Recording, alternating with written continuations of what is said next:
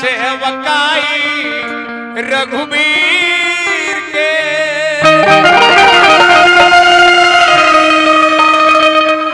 हम तो जी करेंगे महावीर के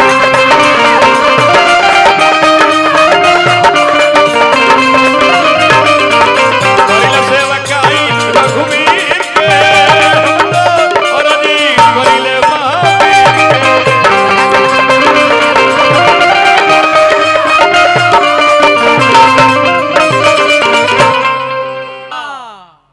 भैया का कहीं सुहाग रात मनावे कोई नहीं तो घटना घटल का कौन घटना कहनी कि हम संगहतिया से पूछनी कि पहले पहले भेंट मेहरारू से कैसे हुई कैसे तो संगहतिया से लोग पूछेला संगहतिया लोग इनका के बतावले कि ऐसे ऐसे करी हो ऐसे ऐसे करी हो आरा जिला के धरती से स्वराज भाई की ओर से पुरस्कार बा हार्दिक हार्दिक प्रणाम बा अपन संगहतिया से पूछले कि भाई कैसे मिलन कइल जाए मेहरारू से प्रथम मिलन हो हां इनका के संगहतिया लोग बता देले कि बबुआ जई हो हां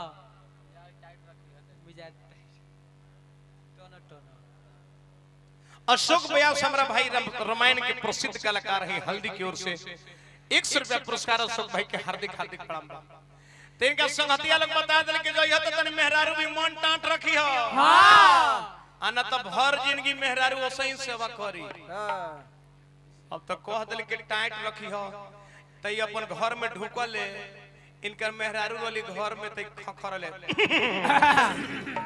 इनकर मेहरारू कतर के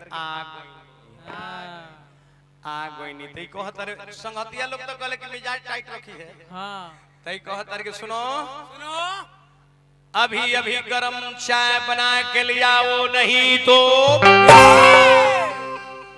इनकर मेरे कहते कि आई रे दादा ई करिया ठका करी रे दादा बेचारी डर ही चाय बना के दे देली हां ई सोचतर कि बहुत सुंदर हमरा के लूर सिखा देले बा लोग हां अनामिका साउंड सर्विस बेटा पढ़िया लिखी हो पढ़ के पीएम सीएम डीएम बनी हल्ला हमरा तरफ से मिठाई खा ली इनकर मेहरारू डरही चाय बना के दे देली हां फिर कहतर के सुनो अभी अभी बीड़ झाड़ के बिछाओ नहीं तो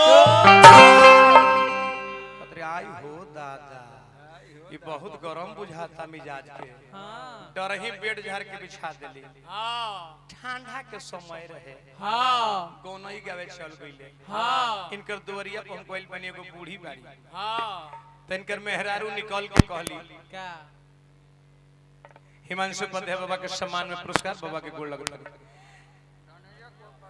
धनंजय कौर प्रधान जी के सम्मान में बड़ी रुपए का पुरस्कार हिमांशु पंध्या बाबा के सम्मान में पुरस्कार बाबा के गोड़ लगली हिमांशु पंध्या बाबा जिला पंचायत सदस्य बाबा के आशीर्वाद आयल गोड़ लगता ने आशीर्वाद के प्रतीक्षा इनकर मेहरारू निकल के एगो बूढ़ी रहली मुंह लोकनवा में कहली कि ए दादी हमर मर्दानवा सूर्य नहीं तो का करता ओकर कहे के मतलब का बा तब बुढ़िया सिखा दिली कि गे बेटी तू अपन मन टाइट कर उ तो नथिया अपने उ भइलिंग हो ये ले गो नहीं गया के ठंडा के महीना तो वही अपन रास्ता फिर अपनावले हां कल के सुनो अभी अभी नहाने के लिए गर्म पानी करो नहीं तो इनका बुढ़िया तो मेहरारू के सिखा दे कि तू मन टाइट करे तेरे मेहरारू मन टाइट कर देली कल के सुनो हम नहीं गर्म पानी करेंगे तो ये अपन ओरिजिनल रात हल के ना करबो त का करू हम ठंडे पानी से नहा ले त चलो हनुमान जी के हमने के कहब जा हनुमान जी किनका के कहल जाला और देवता जब चित ना धरई तो हनुमत से ही सर्व सुख करई उनके नाम हनुमान है जो असंभव के संभव बना देवेले उनके नाम हनुमान है उनके नाम हनुमान है जो अपना मालिक के संकट से उबार देवेले उनके नाम हनुमान है उनके नाम हनुमान है जो अपना मालिक के देखावे खातिर करे जाके फाड़ देवेले तो ऐसा देवता हो के बबुआ रे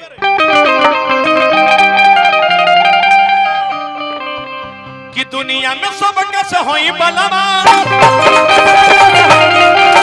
दुनिया में सब कैसे होई बलवा, जय हनुमान जय जय हनुमान।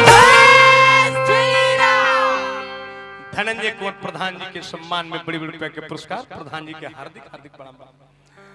राउर चरनी या में गिर के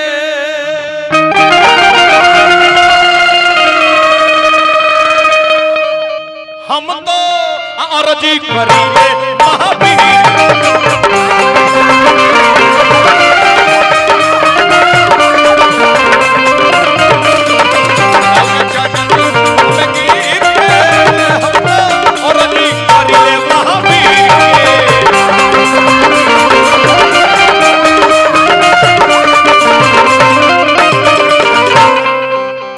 हर बात के पीछे कुछ न कुछ कारण है। रात्रि बनाया गया है सोने के लिए। हाँ। आप लोग विरोध करके बैठे हैं, क्यों? कारण है। मुन्ना शर्मा जी की ओर से पुरस्कार पर हार्दिक प्रणाम बा। युवाओं दिल के धड़कन गणेश यादव प्रधान पद के प्रत्याशी, हल्दी ग्राम सभा की ओर से बहुत बहुत रुपए के पुरस्कार, अशोक जी के, अशोक गुप्ता जी के सजन से पुरस्कार पाने हार्दिक हार्दिक प्रणाम बा। हिमांशु पध्या बाबा बहुत बहुत रुपए के आशीर्वाद बनी, बाबा के गोड़ लगता नहीं, आशीर्वाद के प्रतीक्षा। धनंजय कुंवर हल्दी प्रधान, खिसिया का है बाड़ा गयबनी मन है न तक अब बुताइल पीड़ी लेखा मुंह कइले बड़ा। तू आराम कर, अभी हमरा मेहनत करे तो ताकत तो बुझाते कि टूटल टेम्पू ताकत। हर बात के पीछे कुछ न कुछ कारण है। रात्रि बनाया गया है सोने के लिए। हाँ। आप लोग बैठे हैं, क्यों? कारण है। बिना कारण के कोनो दुनिया में बात नहीं है ना।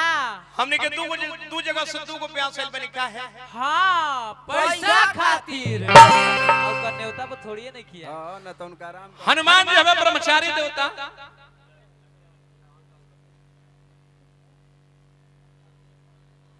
लगातार दूसरी बार प्रधान बनने का हार्दिक बधाई। धनंजय कुंवर जी के सम्मान में बड़ी बड़ी पुरस्कार, प्रधान जी के हार्दिक हार्दिक प्रणाम। आजीवन पद प्रतिष्ठा बना रहे। हर बात के पीछे कुछ न कुछ कारण है। हनुमान जी ही ब्रह्मचारी देवता। हाँ। उनका के सिंदूर लगावल जाला काहे? एक बार मैया जानकी सिंदूर लगावत रहली। हाँ। हनुमान जी बैठ के देखत रहले। हनुमान जी पूछली कि माई काहे के लगावेली? काहे के? सीता जी कहली कि यही पे भगवान खुश रहेले। हनुमान जी कहली कि हाँ हटिए भैया से। अब हटले तो मैं डिबीवे ढार के अपने मुंहे नाके फूट ले। सीता जी कहली कि आए हनुमान तू का कइलो? हनुमान जी कहते माई रे अब तहरा से बेसी हमरा पर भगवान खुश रही है। ये से तते में लाल संदूरवा, देह में लाल संदूरवा लागल हो, नाम लेते परतवा भागल हो, नाम लेते परतवा भागल हो। महिमा महान बल बुद्धि एक खान, महिमा महान बल बुद्धि एक खान, मानी हम भागागा कदी गले। माननीय धनंजय प्रधान जी हल्दी बहुत बहुत रुपए के पुरस्कार वर्तमान प्रधान है, आजीवन पद प्रतिष्ठा प्रधान जी के बन रहे। बहुत दुलार कर हमरा के करिले, भगवान बनौले रहे। ऐसे तो करिला सेवकाई रघुवीर के,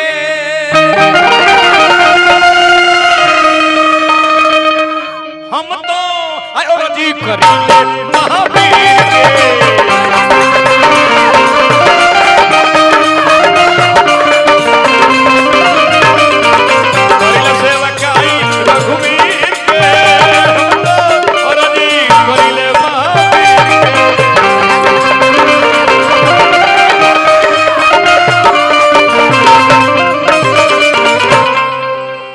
टिंकू साहनी भाई हमरा मानसी फल कंपनी, फ्रूट कंपनी 1000 रुपए के पुरस्कार देनी। टिंकू भाई के हार्दिक हार्दिक प्रणाम बा। एहे तरी नारायण जी बनौले रहे। मनोज गुप्ता जी की ओर से बड़े बड़े रुपए के पुरस्कार, हार्दिक हार्दिक प्रणाम। आजीवन पद प्रतिष्ठा बना रहे। धनंजय कुंवर प्रधान जी के सम्मान में बड़े बड़े रुपए के पुरस्कार, हार्दिक हार्दिक प्रणाम बा। कहे के भाव मास्टर मुना सरचना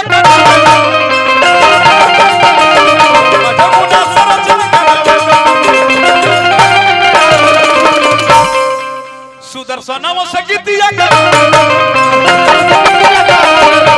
सुदर्शनों से गीतिया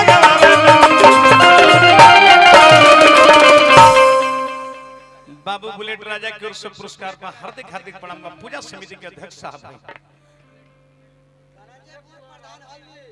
धनंजय कुंवर प्रधान जी के धनंजय कुंवर प्रधान जी हल्दी प्रधान जी के सम्मान में बड़ी बड़ी रुपए के पुरस्कार। हमारा हिमांशु बाबा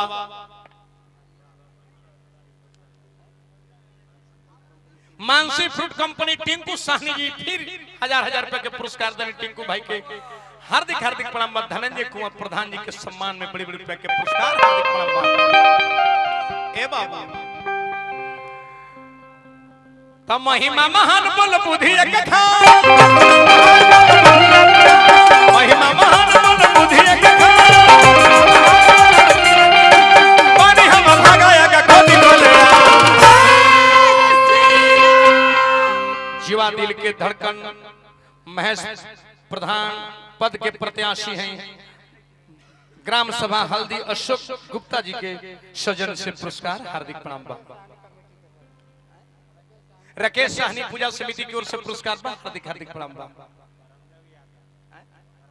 ब्रह्मदेव जादव जी की ओर से पुरस्कार बा, हार्दिक हार्दिक प्रणाम बा। जादव जी के आजीवन पद प्रतिष्ठा बना रहे। यही से कहेगा काट दिन हमरो जंजीर के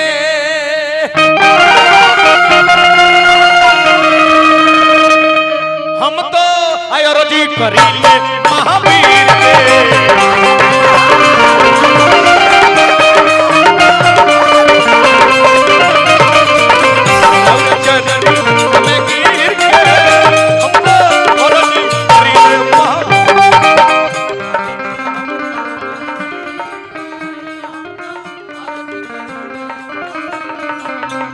जीवाओं के दिल के धड़कन हिमांशु उपाध्याय बाबा के सम्मान में बड़े बड़े रुपए के पुरस्कार, हार्दिक हार्दिक प्रणाम बा। धनंजय कुंवर प्रधान जी के सम्मान में 1000 रुपए के पुरस्कार, प्रधान जी के आजीवन पद प्रतिष्ठा बना रहे। धनंजय कुंवर प्रधान जी हल्दी जिनका सम्मान में 1000 रुपए के पुरस्कार, हार्दिक हार्दिक प्रणाम बा। समय समाप्ति की ओर वही नाम के बोला हिमांशु उपाध्याय बाबा के आशीर्वाद फिर आई गोल लगत बाबा के आशीर्वाद की प्रतीक्षा, आजीवन पद प्रतिष्ठा बना रहे। वही कामना करे।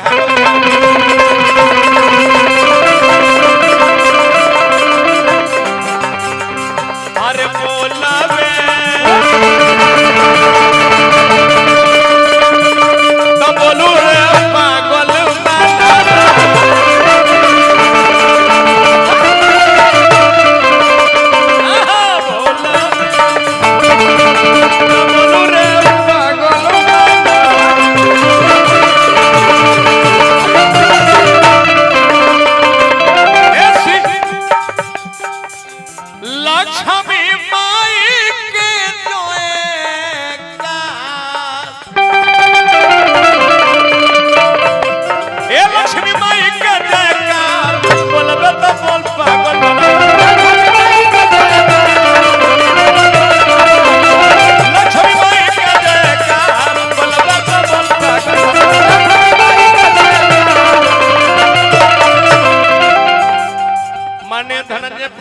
सम्मान में रुपया के बारिश धनंजय प्रधान जी के आजीवन पद प्रतिष्ठा बन रही कामना करम। हिमांशु उपाध्याय हमारा बाबा के सम्मान में बड़ी बड़ी रुपया के पुरस्कार, युवाओं के दिल के धड़कन अनामिका साउंड सर्विस के पुरस्कार। धनंजय प्रधान दोबारा जो समाज के सेवा करता नहीं प्रधान जी के राजा होकर राज भोगी हो पद प्रतिष्ठा बन रही कामना करम। धनंजय कुंवर हल्दी प्रधान जी के सौजन से गौतम जी अध्यक्ष साहब जी हिमांशु उपाध्याय बाबा के सम्मान में पुरस्कार कोनी हिमांशु उपाध्याय बाबा की ओर से पुरस्कार हार्दिक हार्दिक प्रणाम बा। बलराम शाहनी राकेश शाहनी जी की ओर से पुरस्कार बा हार्दिक हार्दिक। एक बार हम भीख मांगता नहीं गार्जियन से गाना बजाने के गार्जियन श्रोता लोग होकेले एक बार तनी हाथ उठा के महामाई लक्ष्मी जी के जयकारी बोल देने उनका बिना जग अनहार रहेला। एक बार जेकर दोनों हाथ सुंदर देले बानी माई दोनों हाथ उठा ली जेकर एक हाथ सुंदर देले बानी माई एक हाथ उठाई। श्री स्वीट चौधरी की ओर से बड़ी बड़ी रुपए के पुरस्कार हार्दिक प्रणाम। कस के जयकारी बोले के बाद बाला बाला लक्ष्मी मैया की